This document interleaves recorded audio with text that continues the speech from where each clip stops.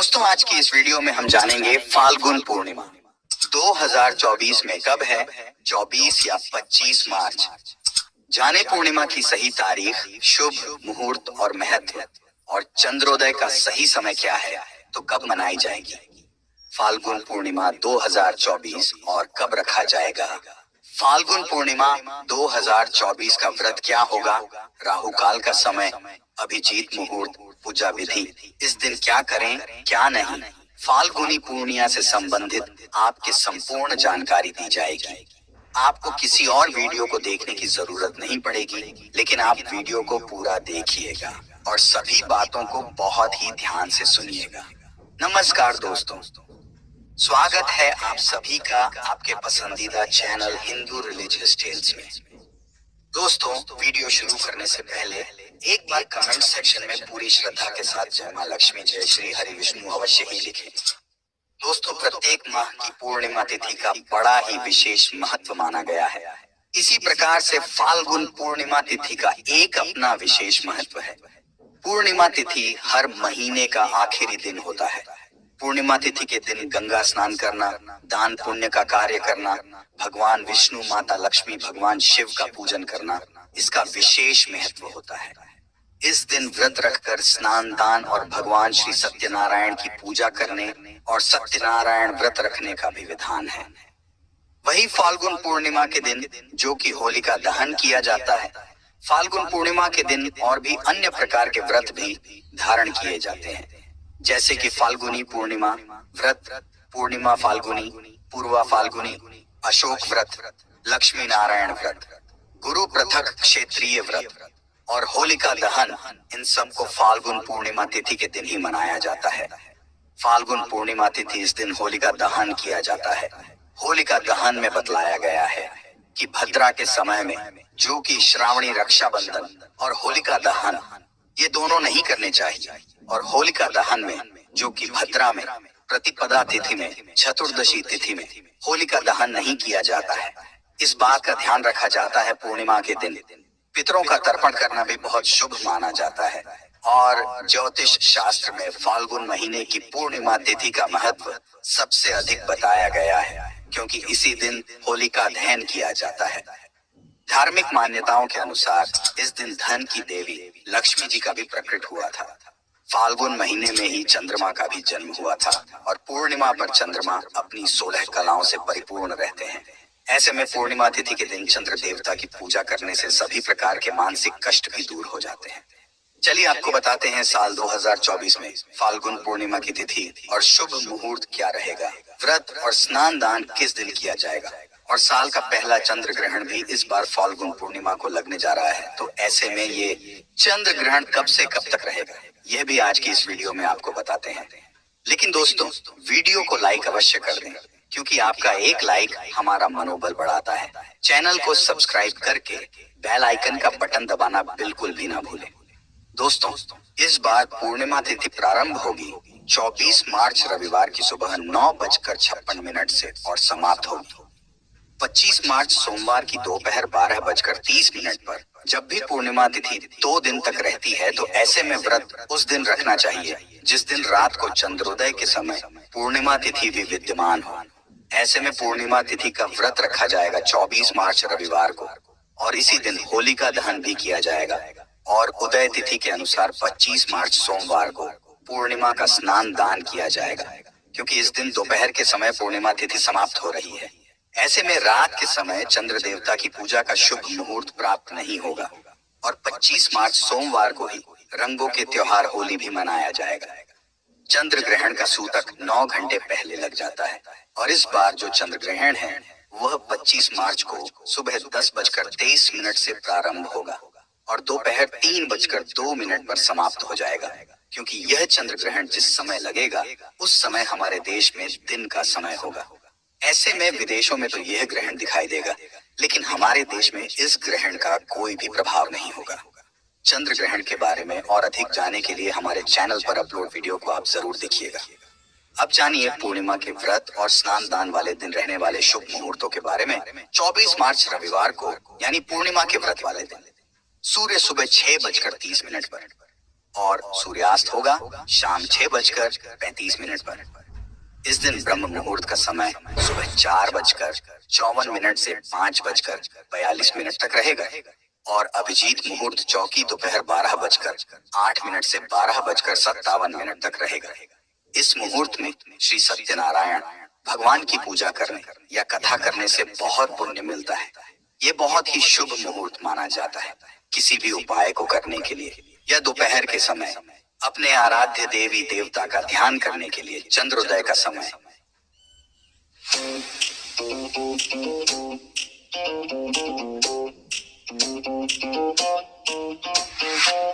Working well for me are the Apollo Aptera cross tires, which were good in the snow.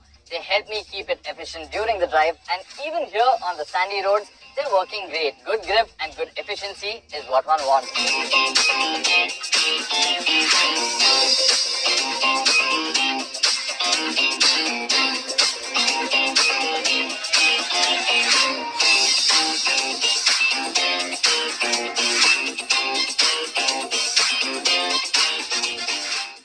इस दिन शाम 5:49 पर होगा। इस समय के बाद जब कभी भी चंद्र देवता की पूजा करके अपना उपवास खोल सकते हैं और राहु काल का समय पर शाम 4:30 से 6 बजे तक रहेगा। अब जानिए 25 मार्च सोमवार के दिन रहने वाले शब्दों के बारे में। तो इस दिन सूर्योदय सुबह 6:29 पर और सूर्यास्त होगा शाम 6:36 पर। ब्रह्म मुहूर्त सुबह 4:53 से 5:41 तक रहेगा। अभिजीत मुहूर्त दोपहर 12:08 से 12:56 तक रहेगा।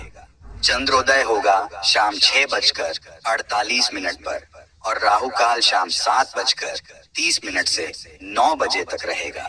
पूर्णिमा के दिन पवित्र नदी में स्नान करके गंगा जल से स्नान करने के बाद भगवान श्री विष्णु माता, लक्ष्मी, भगवान कृष्ण के साथ ही अपने सभी आराध्य देवी देवताओं की पूजा करनी चाहिए और अपने पुत्रों के नाम से कुछ ना कुछ दान देना चाहिए। आइए अब जानते हैं पूर्णिमा के कुछ नियमों के बारे में। दोस्तों, पूर्णिमा तिथि एक ऐसी तिथि है जिसका इंतजार आज ही से नहीं हमेशा से किया जाता है। कारण भी है कि पूर्णिमा तिथि पर लक्ष्मी आराधना करने से बहुत जल्दी सफलता मिल जाती है। कहा जाता है कि लक्ष्मी और चंद्रमा आपस में भाई है। भाई बहन का संबंध है क्योंकि दोनों की उत्पत्ति समुद्र से हुई है। और पूर्णिमा यानी कि चंद्रमा जिस दिन पूर्ण कलाओं के साथ होते हैं, उस दिन यदि हम लक्ष्मी जी की आराधना करते हैं तो दोस्तों वह इतनी प्रसन्न होती है कि धन संपदा से भर देती है। और धरती के लोकवासियों को भगवान विष्णु ने भी कहा था कि आज के दिन मेरे साथ जो लक्ष्मी आराधना करेगा, आराधना के उपरांत देव के दर्शन करेगा, उन्हें अर्घ प्रदान करेगा, उनके जीवन में हर प्रकार से सुख और समृद्धि प्रदान करेंगी। दोस्तों, पूर्णिमा के व्रत में आपको क्या करना है कि जो लोग व्रतधारी हैं उनको नमक का त्याग करना है। शाम को चंद्रोदय के बाद अर्घ वगैरह दे देना है और अर्घ्य देने के बाद ही आपको मीठा खाना खाना है। मीठा और बहुत सारे लोग फल खा करके रहते हैं और बहुत सारे लोग ऐसे भी व्रत रखते हैं। तो पूर्णिमा के व्रत में बस यही नियम है। आइए जान लेते हैं पूर्णिमा का व्रत कैसे और किस प्रकार किया जाता है। दोस्तों, पूर्णिमा के दिन हमारे देश की सभी पवित्र नदियों में स्नान करने के लिए लोगों की भारी भीड़ उमड़ती है। खासकर प्रयाग में फाल्गुन स्नान को बहुत ज्यादा पुण्यदायक बताया गया है। कहा जाता है कि अगर आप प्रयाग के संगम में फाल्गुन मास में 3 बार स्नान करते हैं तो आपको वह पुण्य मिलता है जो 10,000 अश्वमेध यज्ञ करने से भी नहीं मिलता।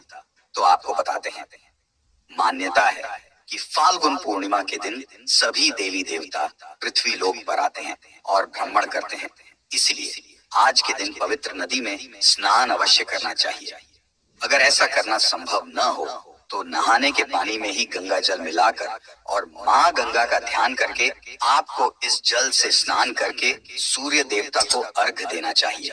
आज के दिन जितनी भी गृहिणियां हैं अपने घर की सफाई झाड़ू खुद ही करेगी और नहीं कर सकते तो आप मेड के आने से पहले घर की दहलीज और मंदिर की साफ सफाई खुद कर ले। ये बताने की आवश्यकता नहीं है, आपको करना जरूरी है। ध्यान रखें। ये सारे काम करके नहा लीजिए, नहा करके और आप अपने घर के मेन द्वार पर स्वास्तिक बना लीजिए। उसके बाद आप अपने घर में साधारण पूजा पाठ करते हैं।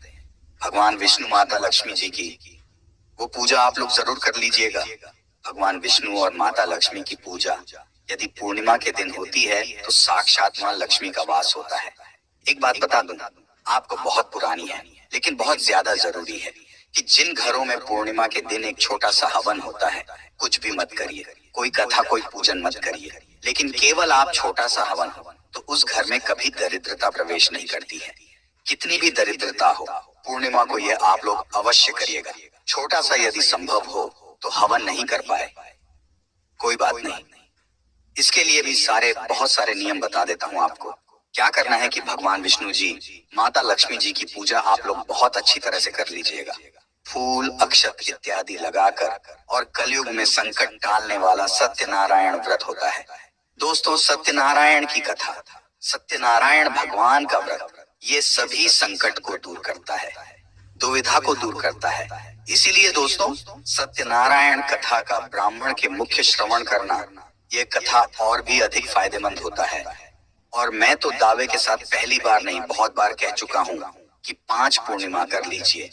मनोकामनाएं पूर्ण ना हो तो आप बोलना, जब शंख की आवाज आए दिल में भगवान विष्णु को याद करें और आप भगवान से मांग करके देखें, हर मनोकामना पूर्ण होती है। और एक बात दोस्तों, यदि आप कथा कर लेते हैं तो बहुत अच्छी बात है। अगर आप नहीं कर सकते तो कहीं से भी सुन लीजिएगा, और नहीं तो एक कथा की पुस्तक आप अपने पास जरूर रखा करें। तो यह काम आप सभी को जरूर कर लेना है। आज के दिन ध्यान रखें, अपने घर की सफाई जरूरी है, विशेषकर मुख्य द्वार की सफाई जरूरी है। और क्या करना है तो आज खीर अपने घर में जरूर बनाएं। आप लोग खीर बनाकर यदि संभव हो तो आपको जरूरतमंद को भी दान कर सकते हैं, खुद भी खा सकते हैं। खीर बनाना ही आपकी रसोई में, खीर का पकना ही बहुत शुभ होता है। तो आज ये काम आप लोग जरूर कर लीजिएगा। और आज अपने घर से कुछ दान जरूर, नहाने के बाद दान की सामग्री जरूर निकालिएगा। दोपहर में भी निकाल सकते हैं। तो दान की सामग्री आप पूरे परिवार समेत कुछ न कुछ दान निकालिएगा और निकाल कर आप ले जाकर कि कहीं भी मंदिर में या जरूरतमंद को दीजिएगा। देखिए, 2 तिथियों पर मैं बहुत ज्यादा इस बात को आपको समझाता हूँ कि आप लोग दान जरूर करिए। 2 तिथियों पर आप और कभी करें न करें, लेकिन इन 2 तिथियों पर किया गया दान जीवन से हर कष्ट दूर करता है, क्लेश दूर करता है, तकलीफें दूर होती हैं, धन कम हो या अधिक हो। यदि व्यक्ति चैन की नींद लेता है तो वह सबसे खुश नसीब इंसान है। दोस्तों, आप लोगों को सुख और शांति के लिए घर में दरिद्रता का प्रवेश कभी ना हो, बस इतने काम करते रहे। जो नियम मैं पूर्णिमा का बताता हूँ उसको करते रहिए। तो क्या करना है दोस्तों? तो दोस्तों, आपको एक बात का और ध्यान रखना है। आज पूर्णिमा के दिन माता लक्ष्मी के लिए आपको एक छोटा सा हवन जरूर करना है। आप ओम नमो भगवती पद्मावती इस मंत्र से भी कर सकते हैं, या मंत्र नहीं बताता हूँ क्योंकि हर कोई अपना अलग मंत्र सकता है। एक माला किसी भी मंत्र से माँ लक्ष्मी का हवन करें। इससे घर से दुख दूर होता है, परेशानियां दूर होती हैं। लोग सोचते हैं कि माँ लक्ष्मी के हवन से केवल और केवल पैसा आता है, लेकिन ऐसा कुछ नहीं है। जो बेरोजगार है उनको नौकरी मिलती है, व्यवसाय नहीं चलता है उनका व्यवसाय चल जाता है। तो ये पूर्णिमा का नियम है। अब उनके लिए बता देता हूँ जो गंगा इत्यादि स्थानों पर जा रहे हैं। आप अपने साथ कुछ चावल बांधकर जरूर ले जाएं। चावल बांध कर ले जाएं और चावल का दान करें। इससे आपके चंद्रमा मजबूत होते हैं। और दोस्तों, चंद्रमा और माता लक्ष्मी परस्पर भाई बहन हैं। इसीलिए तो पूर्णिमा में चंद्रमा को अर्घ देना बहुत महत्वपूर्ण है। तो पूर्णिमा में चंद्रमा को अर्घ नहीं दे पा रहे क्योंकि व्रत नहीं करेंगे तो नहीं दे पाएंगे। तो आप पूर्णिमा पर चावल का दान करें, विशेषकर किसी नदी तालाब के किनारे। यदि हम चावल का दान करते हैं तो हमारे जीवन से दुखों का नाश होने लगता है, धन संबंधी दिक्कतें दूर होती हैं और हमारे सभी मनोकामनाओं की पूर्ति होती है। जिन लोगों की मां से नहीं बनती है या फिर इस तरह की दिक्कतें आती रहती हैं,